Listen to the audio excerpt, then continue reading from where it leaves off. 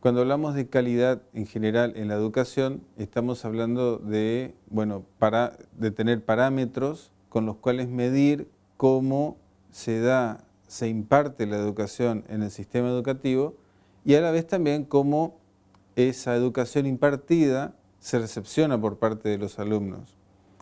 En el caso de la educación virtual, como es algo nuevo, se está viendo qué parámetros utilizar a la hora de medir el grado de aceptación y de efectividad de los cursos y de las carreras en modalidad virtual.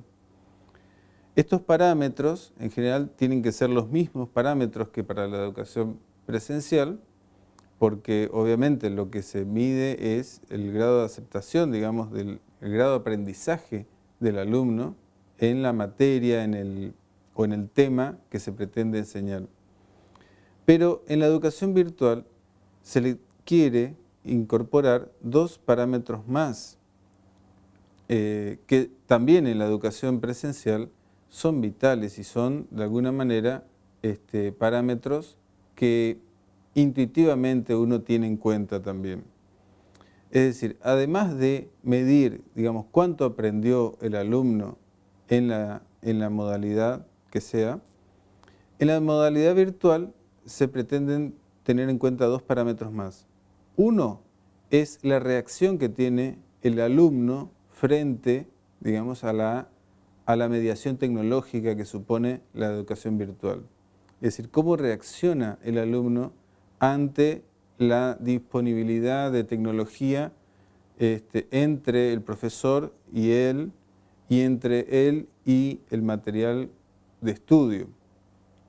Es decir, cuán amigable es esa reacción, es decir, cuánto acercamiento hay a ese contenido, a ese material, y cuánta apropiación hay por parte del alumno.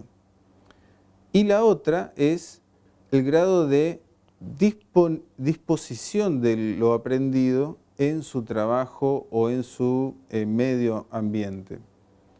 Esto es fundamental que lo tengamos en cuenta porque justamente la educación virtual supone, digamos, que se da en un medio donde el alumno en general es un adulto.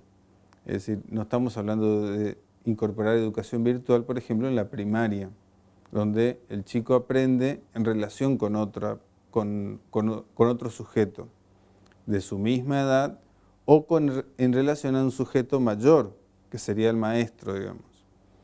Pero sí, en ámbitos de educación para adultos, en la educación virtual es necesaria, digamos, que ese alumno, ese que aprendió determinadas cosas en este sistema, logre incorporar, transferir ese conocimiento en el medio en el cual se desenvuelve. En su trabajo, en su estudio, si está estudiando una carrera universitaria, el grado de aceptación y de apropiación de ese contenido y de transferencia en situaciones reales. Con esto lo que se logra es medir esa educación virtual, cuánto fue puesta en el mundo real. Es decir, cuánto de lo aprendido en la educación virtual fue puesto en un medio real y medible, digamos, por la misma observación y por el mismo aprendizaje cotidiano.